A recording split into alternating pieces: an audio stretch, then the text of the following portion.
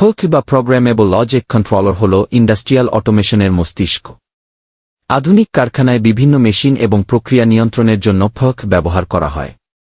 Folk প্রথমে বিভিন্ন sensor এবং সুইচ থেকে ইনপুট সিগন্যাল গ্রহণ করে, যেমন push button, proximity sensor, limit switch অথবা অন্যান্য ইনপুট ডিভাইস। এরপর ফোক সেই তথ্য বিশ্লেষণ করে এবং প্রোগ্রাম অনুযায়ী সিদ্ধান্ত নেয়। এই সিদ্ধান্তের ভিত্তিতে ফোক আউটপুট সিগন্যাল পাঠায়। আউটপুট হিসেবে মোটর চালু হতে পারে, রিলে অন হতে পারে অথবা কোনো ইন্ডিকেটর লাইট জ্বলে উঠতে পারে। সহজভাবে বলতে গেলে ইনপুট হল ফোকের কাছে আসা তথ্য, আর আউটপুট হল ফোক থেকে বের হওয়া নির্দেশ।